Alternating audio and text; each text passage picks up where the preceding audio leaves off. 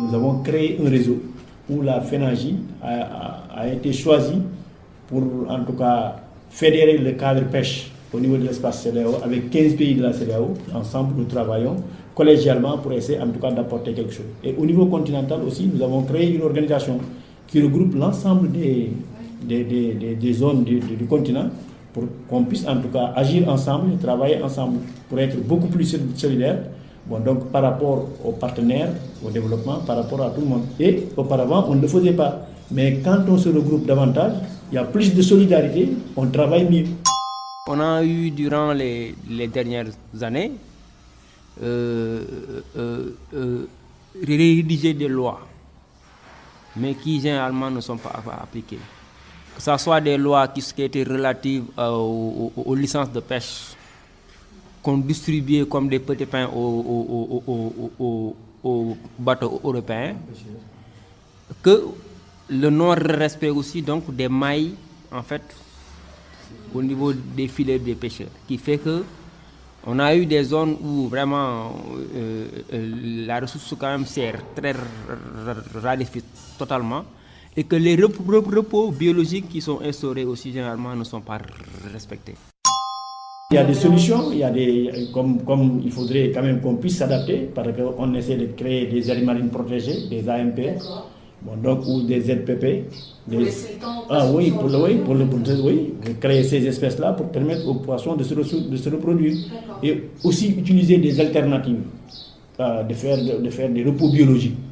Bon, donc pour permettre aussi à la ressource de se reproduire et puis d'avoir aussi d'autres alternatives par rapport à l'agriculture, par rapport à la volaille, bon, donc, ou bien à autre chose. Et faire des trocs avec nos autres collègues qui sont dans l'agriculture carrément. Donc je pense que ça aussi, ce sont des choses que nous faisons, cette solidarité, où les autres ont du riz, du mil, nous avons du poisson séché, fumé, fermenté, nous faisons des trocs à travers un commerce équitable. On est en train avec le développement des technologies agricoles, essayer d'offrir un choix aux pêcheurs de pouvoir travailler sur 2 ou 3 spéculations. Ne pas se focaliser uniquement sur la pêche qui, à mon avis, maintenant pose d'énormes difficultés dans nos terroirs. Et ils sont en train de développer des activités agricoles. Les pêcheurs deviennent maintenant des agro-pêcheurs qui font qu'ils auront des membres de leur famille qui sont dans l'agriculture pure, que ce soit l'agriculture de la maîtrise de l'eau, avec un système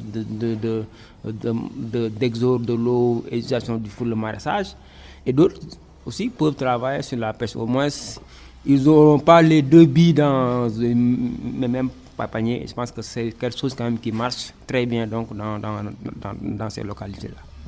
Et même dans certaines zones également, on peut utiliser l'aquaculture, au moins pour les femmes qui auront des activités supplémentaires. Parce que le poisson pêché revient aux femmes. Et ces femmes-là également, le plus souvent, ont des difficultés pour trouver le poisson pour satisfaire les besoins de la famille.